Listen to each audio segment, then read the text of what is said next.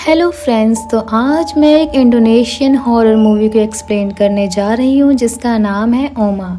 तो मूवी का कॉन्सेप्ट काफ़ी बढ़िया है, आपको देखने में मज़ा आएगा।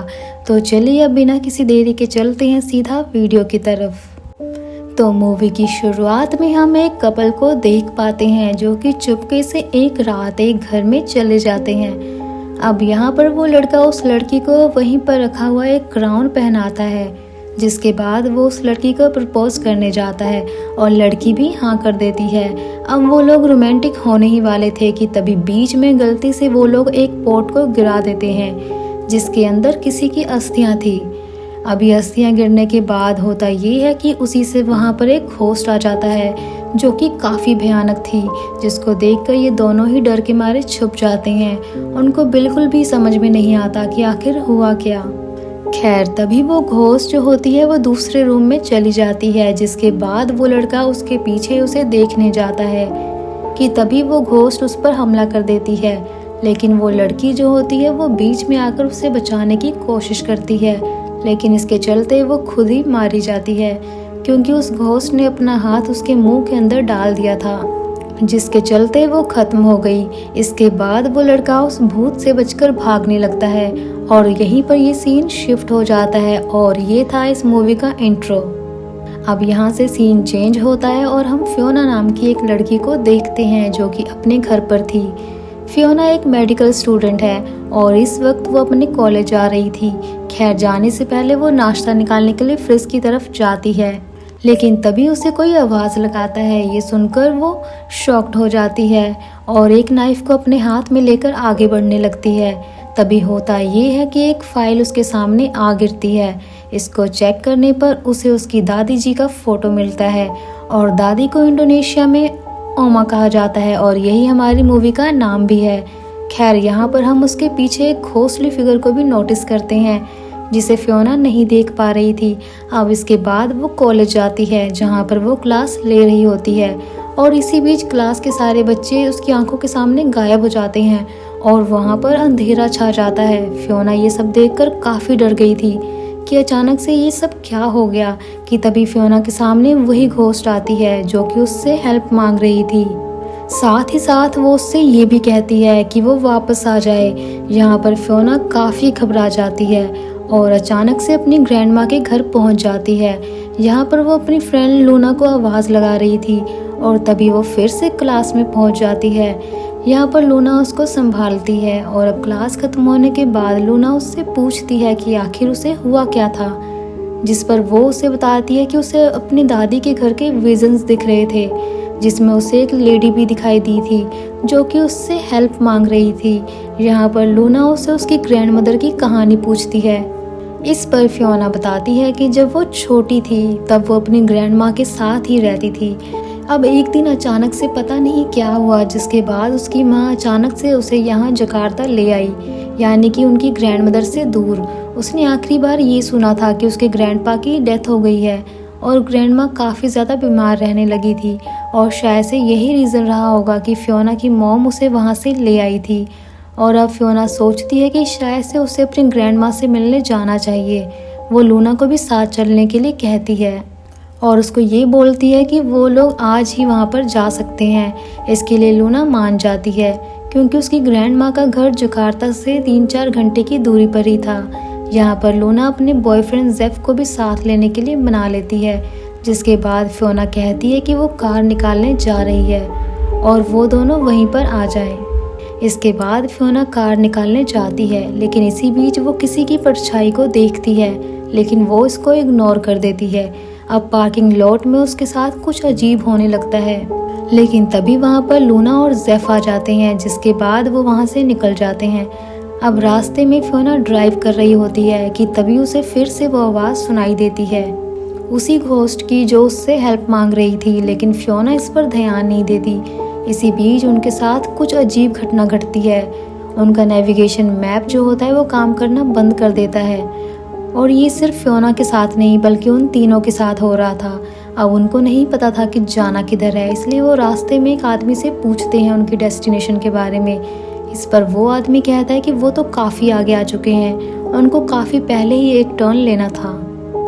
उनको काफ़ी पहले ही एक टर्न लेना था। अब यहाँ फियोना पूछती है कि क्या वो इस रास्ते से नहीं जा सकते, जिस पर वो आदमी बोलता है कि जा तो सकते हैं लेकिन ये खतरनाक होगा क्योंकि अब अंधेरा होने वाला है।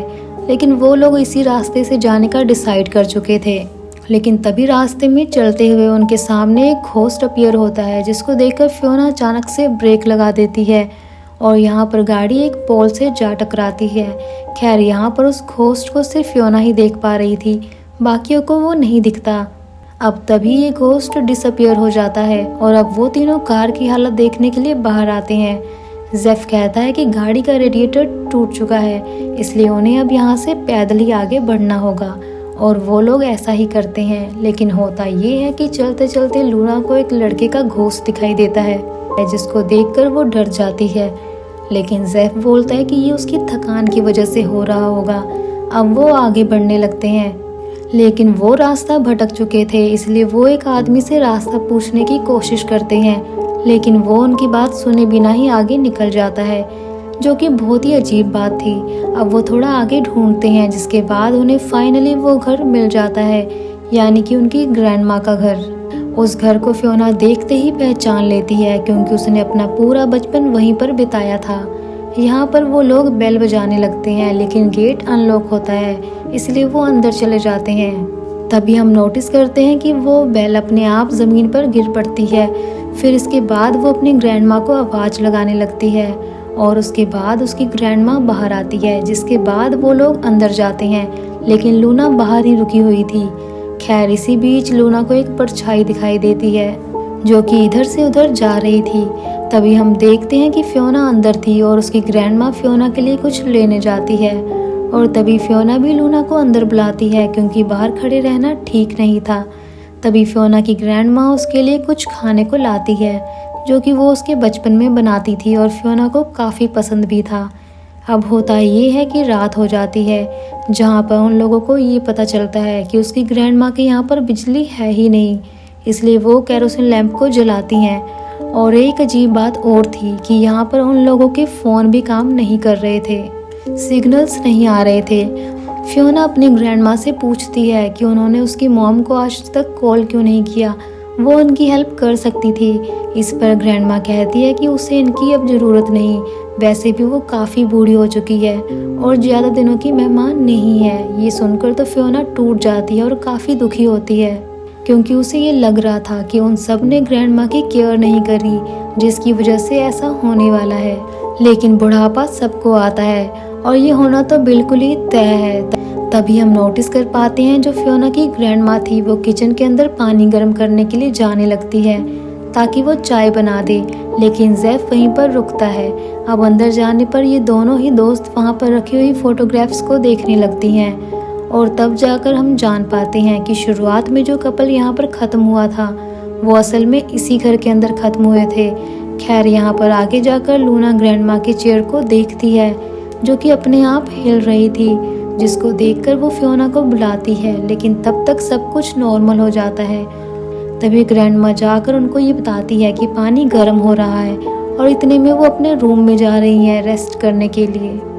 तभी हम जेफ को देख पाते हैं जो कि अपने टैब को ऑन करने की कोशिश करता है, लेकिन इसका कोई फ़ायदा नहीं होता। तभी जेफ को आवाज़ सुनाई देती है जैसे कोई उससे हेल्प मांग रहा हो, इसलिए वो फियोना और लूना के पास जाता है, लेकिन उन दोनों ने कुछ भी नहीं सुना था।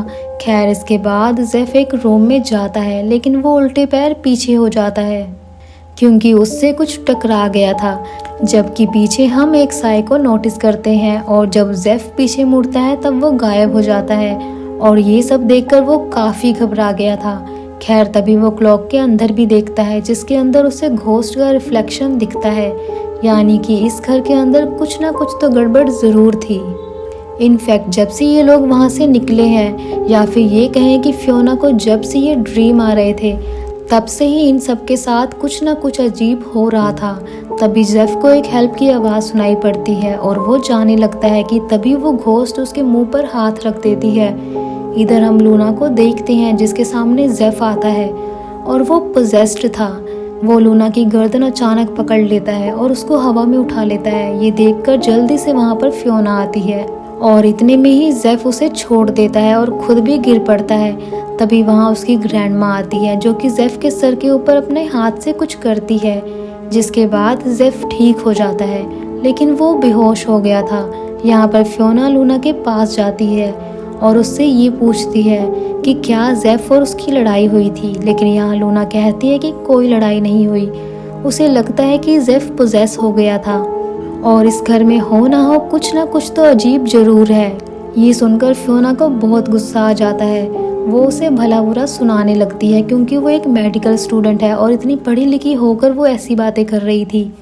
लेकिन बाद में फियोना को रिग्रेट होता है और वो लूना से माफ़ी मांगती है और वो दोनों गले लगते हैं। इसी बीच उसकी ग्रैंडमा आ जाती है जो कि कहती है कि जेफ अब बिल्कुल ठीक है और वो आराम कर रहा है, इसलिए कोई भी उसे डिस्टर्ब ना करे। इसी बीच दादी चलते चलते एकदम से गिरने लगती है, लेकिन फियोना और लूना उनको पकड़ लेते हैं, जिसके बाद में फियोना दादी को उनके रूम में छोड़ने जाती है, जहाँ पर दादी कहती है कि रात काफ़ी हो गई है, इसलिए आज रात उनको यहीं पर रुक जाना चाहिए। यहाँ लूना फियोना से उसके डैड के बारे में पूछती है, जिस पर वो बताती है कि उसके डैड खत्म हो चुके हैं और फिर बाद में उसकी मॉम ने ही उसका ध्यान रखा था। फियोना और उसकी छोटी बहन अनिका को स्कूल पहुंचाया और उनका ख्याल रखा। लूना बोलती है कि उसे उसकी मॉम की तरह स्ट्रॉन्ग बनना चाहिए, जिस पर फियोना कहती है कि ऐसा कुछ भी नहीं है और वो यहाँ पर पूरी कहानी बताती है। वो बताती है कि जब अनिका पैदा हुई थी तब उसके डैड खत्म हो गए थे और उसके बाद उसकी मॉम को मेंटल हॉस्पिटल जाना पड़ा था। ठीक वैसे ही उसकी मॉम को जन्म देते टाइम उसके ग्रैंडपा की डेथ हो गई थी, जिसकी वजह से उसकी ग्रैंडमा को भी मेंटल हॉस्पिटल में ट्रीट किया गया था। और ये काफ़ी अजीब बात थी कि एक जैसे हादसे एक ही परिवार में हो रहे थे और ये कोई कोइंसिडेंस नहीं हो सकता। इधर हम दूसरी तरफ फियोना की मॉम को देखते हैं जो कि फियोना को ढूंढ रही थी। वो अनिका से इसके बारे में पूछती है, लेकिन उसे अपनी बहन के बारे में कुछ नहीं पता था। और तब फियोना की मॉम वहीं पर रखे हुए ग्रैंडमा की फ़ोटो को देखती है, जिसको देखकर वो थोड़ा सा अजीब फील करती है। तभी ग्रैंडमा के घर में हम जेफ को देखते हैं जो कि सो रहा था कि तभी उसके सामने वही घोस्ट आ जाती है और उसे फिर से पोसेस कर लेती है। इधर लूना और फियोना आपस में बात कर रहे होते हैं। यहाँ पर लूना जेफ के लिए परेशान थी कि आखिर उसके साथ हुआ क्या है, कि तभी फियोना सो जाती है और लूना चाय पीने के लिए किचन में जाती है कि तभी उसके पैरों पर वो घोस्ट आकर लिपट जाती है और वो उसके पास आने लगती है। लेकिन तभी लूना वहाँ से भाग जाती है और जेफ से टकरा जाती है। वो जेफ के गले लग जाती है, लेकिन हम देखते हैं कि जेफ के हाथों में चाकू था और वो दोनों के ऊपर हमला करने लगता है। और तभी लूना की आंख खुल जाती है। ये एक सपना था। दोनों को हेल्प की आवाज़ सुनाई दे रही थी और पीछे पलटने पर वो देखते हैं कि उनके पीछे एक लड़की बैठी हुई है।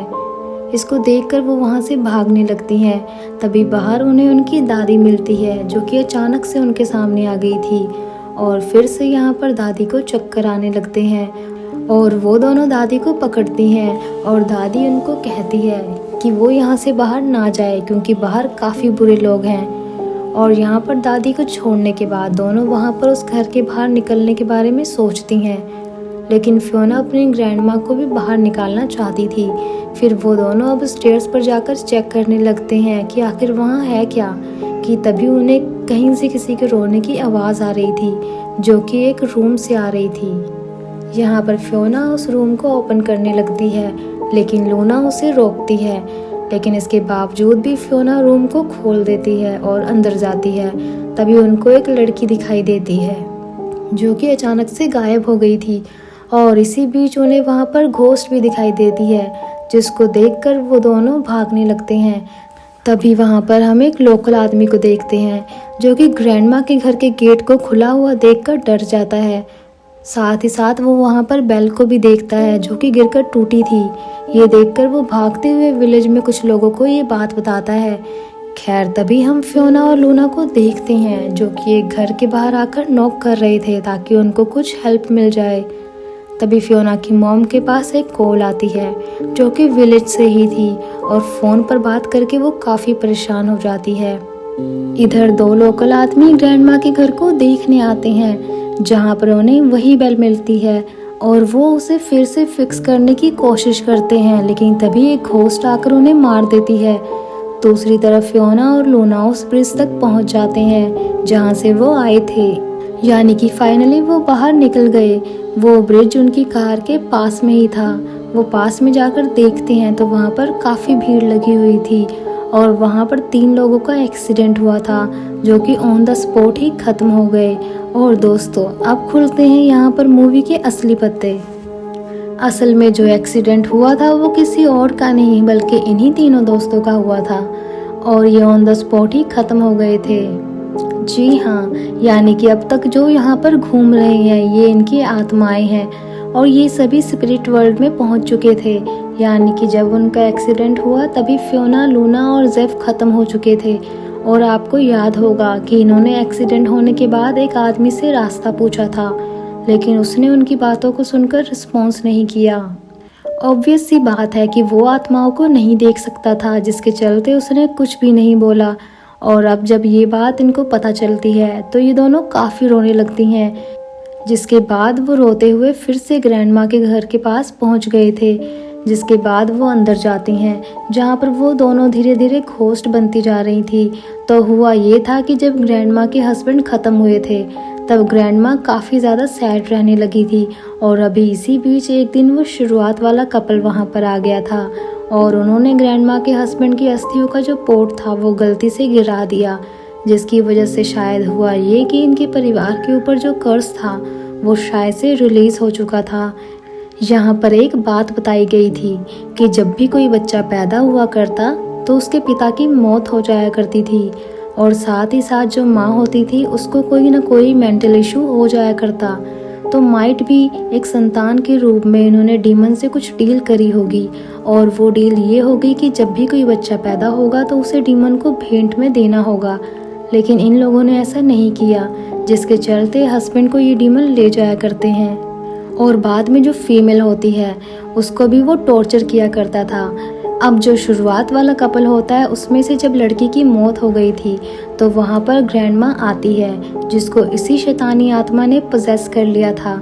इसके बाद वो उस लड़की की बॉडी को खाने लगी। ये देखकर जो उस लड़की का बॉयफ्रेंड होता है उसने ग्रैंडमा को भी जान से मार दिया था, जिसके बाद उस लड़के की मौत हो गई। जिस लड़के की आत्मा को पहले लूना ने देखा था वो इस लड़के की थी और माइट भी जो आत्मा उनसे हेल्प मांग रही थी वो इस लड़की की आत्मा ही होगी, क्योंकि उन लोगों को पता ही नहीं था कि वो ख़त्म हो चुके हैं। अब जब फियोना की माँ ने ये सब देखा कि यहाँ पर क्या हुआ है, इसके बाद में वो अपनी बेटी को लेकर चली गई और फियोना की माँ उसे वहाँ से इसलिए लेकर चली गई थी क्योंकि वो नहीं चाहती थी कि वो उसको बताए कि उसकी ग्रैंडमा ख़त्म हो चुकी हैं। उसने इसलिए झूठ बोल दिया कि उसकी ग्रैंडमा जिंदा है और वो बीमार है, क्योंकि छोटी सी बच्ची जो कि अपनी ग्रैंडमा से इतना प्यार करती थी वो इस सदमे को बर्दाश्त नहीं कर पाती। अब इन सब के बाद हुआ ये कि शायद से ग्रैंडमा को भी अंदाज़ा नहीं था कि वो ख़त्म हो चुकी हैं और वो इस घर के अंदर घोस्ट ट्रेल के अंदर वहीं पर रहने लगी। या फिर ये कह सकते हैं कि इस डीमन ने उन सभी की स्पिरिट्स को कैप्चर करके रखा हुआ था। और बस अब शुरुआत में अपनी माँ को इस तरह से ख़त्म हुआ देखकर फियोना की माँ हमेशा के लिए वो घर छोड़कर चली गई। उसने इस बारे में कभी फियोना को बताया ही नहीं। अब जब इन सब के बारे में गांव वालों को पता चला कि उनके घर पे कोई ना कोई कर्स है तो उन्होंने एक मौलवी से एक बेल को, यानी कि एक प्रोटेक्शन चार्म की तरह उनके घर के बाहर लटका दिया ताकि उस घर का कर्स उस घर तक ही रहे। फिर वो जो फ़ोन फियोना की मॉम के पास आया था वो फियोना के एक्सीडेंट को ही लेकर था और इसलिए उनके चेहरे पर दुख आ गया था। यानी कि अब आपको समझ में आ गया होगा कि उस घर के अंदर जो फियोना की दादी है वो उसकी दादी नहीं, वो बल्कि उनकी आत्मा है। और ये सब भी ख़त्म हो गए थे।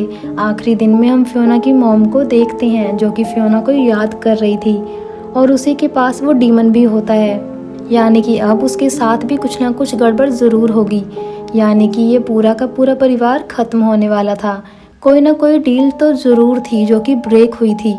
और इसी के साथ ही ये मूवी यहीं पर ख़त्म हो जाती है।